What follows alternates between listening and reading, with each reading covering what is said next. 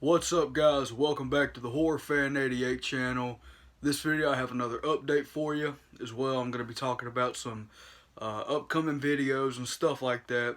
I don't have too big of an update this time. I just have a few items that I've gotten over the past month. Two of them are books from Stephen King, because I've been trying to grow my Stephen King book collection. And yeah, the last update I did, excuse me, I think the book of his that I got was The Institute. I started reading that about 2 weeks ago. Almost done with it now. But yeah, so one of them I got was Stephen King's Finders Keepers. I know this is a part of a trilogy of books, I believe. So yeah, I can't talk too much about a book if I haven't read it yet. I like to go into the books blind pretty much. So yeah. And the final book I got was The Outsider. This is one that I've been pretty excited to read. I know there's, I think, a television show of this now. Haven't seen that. I don't really know anything about this book other than what I've read on the back, of course. But yeah, pretty excited to read this. So now, let's get into the movies. Now, these first few are all part of a franchise that I absolutely love. It's not horror. These are the only ones that are not horror. This is one of my favorite franchises of all time, and the first movie is one of my favorite movies of all time, period. That is the Lethal Weapon franchise. So, start off with the first one, Lethal Weapon from 1987. To me, this is just a classic overall. It's my favorite buddy cop movie, one of my favorite action films. Yeah, Mel Gibson and Danny Glover, and you know, the characters in this movie are just solid with Riggs and Murtaugh, and you know, once they become partners, you see they're completely separate, but as these movies go on, you just see their friendship build and build, and they just become family pretty much, and it's just awesome. And Mel Gibson in this movie gives an excellent performance of someone who is truly hurting. In this movie, he lost his wife a few years back, and he's suicidal. So pretty much he's on watch, and they partner him up, and this whole movie he's just crazy. Like, there's this one part where there's a jumper, and they go to the scene, try to get the guy not to jump, and Mel Gibson's so crazy, he's just like, you want to jump, let's jump.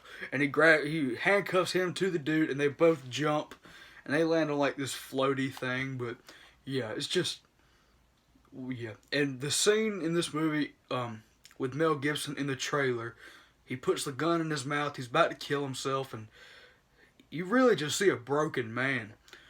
And such an amazing performance, great action in this movie, and can't recommend this one enough. So, Lethal Weapon. Then you have the great sequel, Lethal Weapon 2 from 1989. One of my favorite sequels. This movie's just so much fun as well. This one toned down the drama aspect of it and kind of raised up the comedy. This movie's just so much fun. This movie still does have drama in it, of course. But, you know, this time Mel Gibson, he's pretty much getting back into the game now. You know, he's trying to get with all these women. Well, he still misses his wife very much, but you can see it. But you can see he's trying to get back into the game, and you know, it's just such a fun movie. If you have not seen the Lethal Weapon franchise, definitely check it out. Of course, this has the famous diplomatic immunity, and it's just been revoked. Great line. Such a great movie. Can't recommend it enough. And with that, you get Lethal Weapon 3. This one, I know a lot of people don't really like. You know, I still love it. To me, there's not a bad movie in this franchise. And with this and part 2, you know, you get Joe Pesci in there as well. This movie, once again, more comedy and some great action.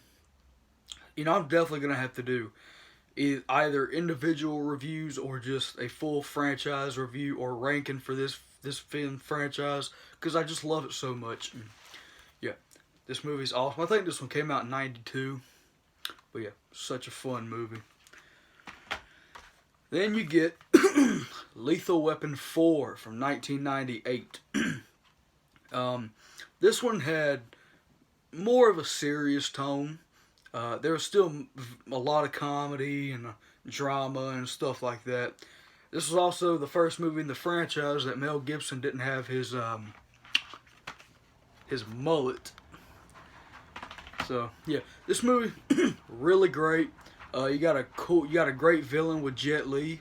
You know, he's a very great opponent for them, and yeah, just such a great movie if you haven't seen it. And unfortunately, we haven't got a Lethal Weapon 5. I know we got a TV show with Damon Wayans, and I haven't watched it. All I know is that show's over with now, so yeah.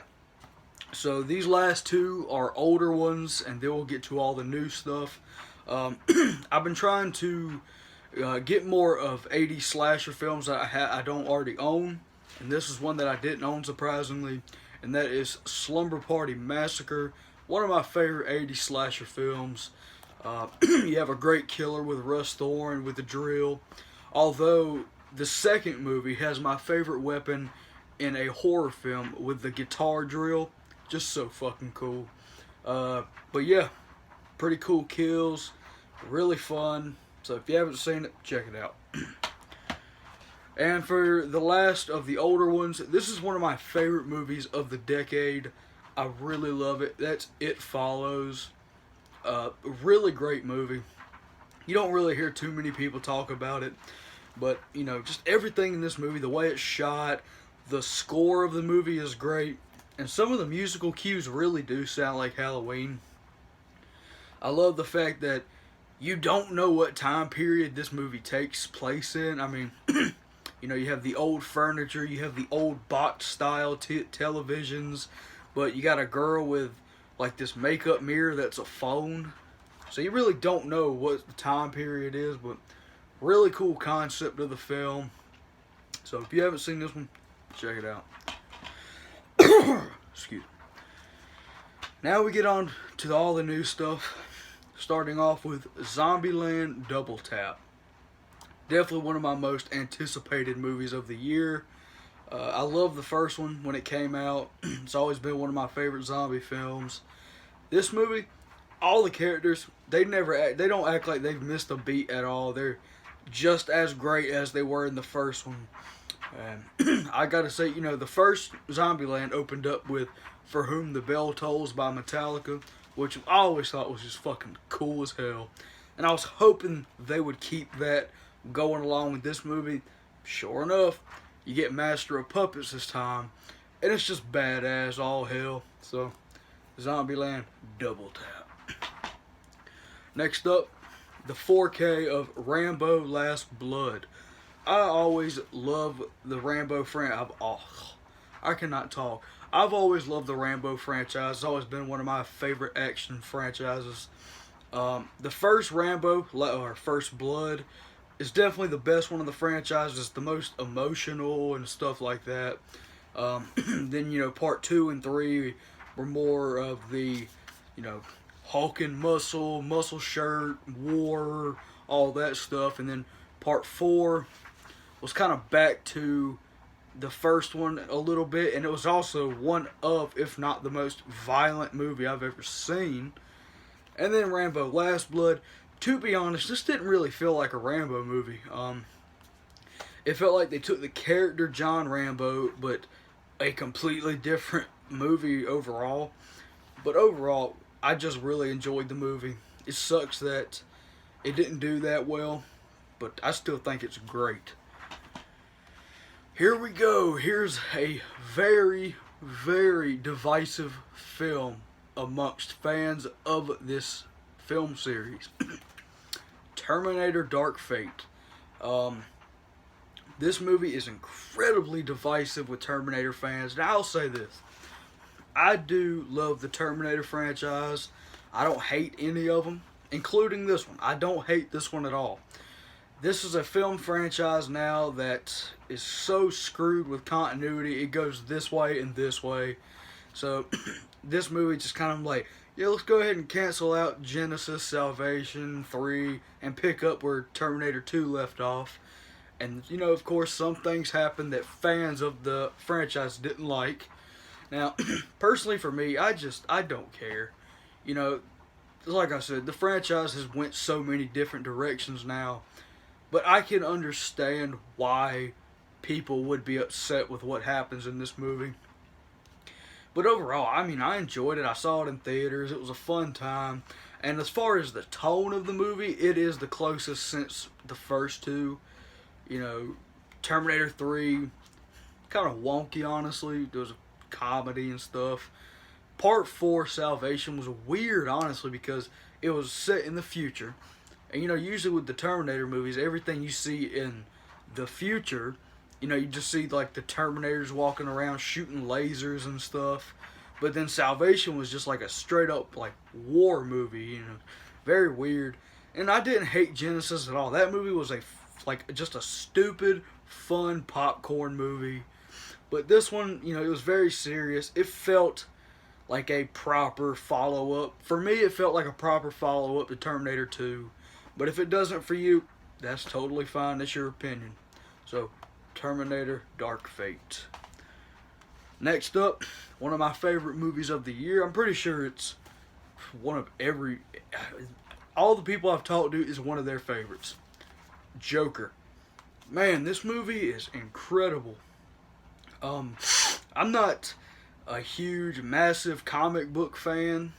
Like, I like comic book movies, but let me just preface this by saying, I'm not one of the people, if I go see a movie that's based on a comic book character or just whatever, I'm not going to get mad if something's not close enough to the source material, and then I'll be like, I don't like it, it's not close enough to this or this or this. I just go see it for what it is at this point.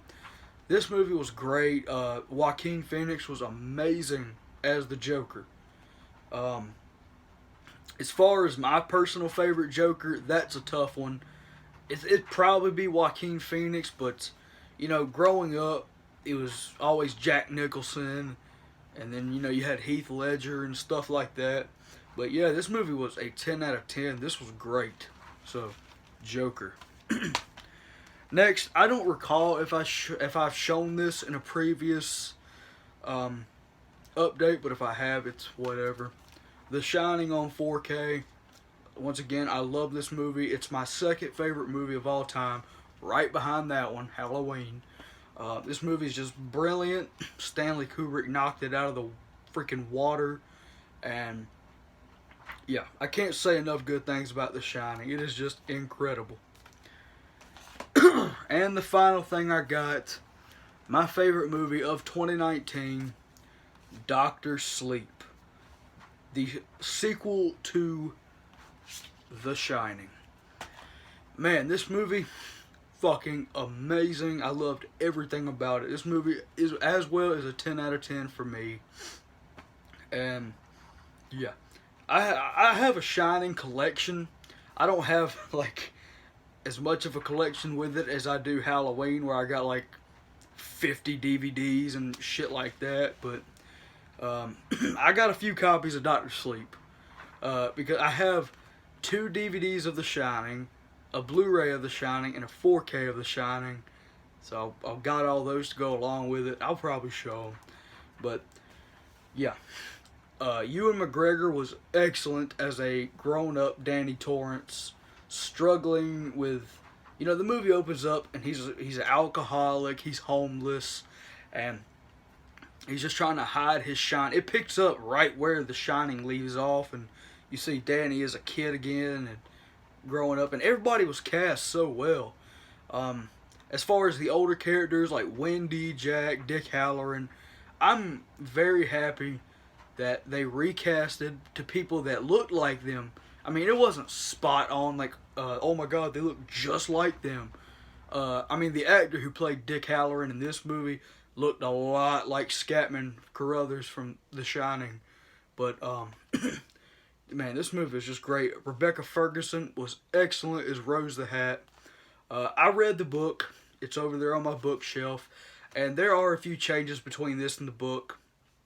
But it's nothing like a drastic change like Stanley Kubrick's Shining to the book or whatever. But Mike Flanagan is one of the best, if not my personal favorite directors working today. Because I've enjoyed everything he's put out, you know, with Oculus, Ouija Origin of Evil, The Haunting of Hill House. Of course, I'm missing a few. But yeah, this movie was great. I cannot remember who played Abra in this movie, but she did great as well. Just, this is getting a review. This and The Shining, because I haven't done a Shining review. But these are the extras that I got for Dr. Sleep. But yeah, so The Shining and Dr. Sleep both on 4K. Let me just grab a hold of these. Alright, so The Shining on DVD. This was the first copy I ever got. Dr. Sleep on DVD. Another Shining on DVD with a cool slipcover. This one was really cool. This is a double feature DVD with The Shining and Dr. Sleep.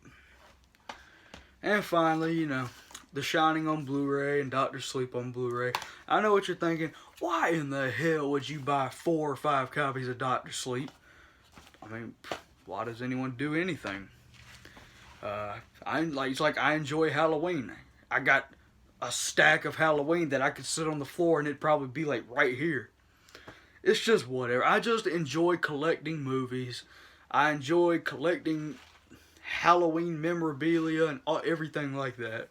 So guys, hopefully you enjoyed this video. Also, I got a new phone for recording and stuff, so hopefully the video quality looks a little bit better. But yeah, that'll be it for this video. Hopefully you guys enjoyed this. Stay tuned for more and keep it horror.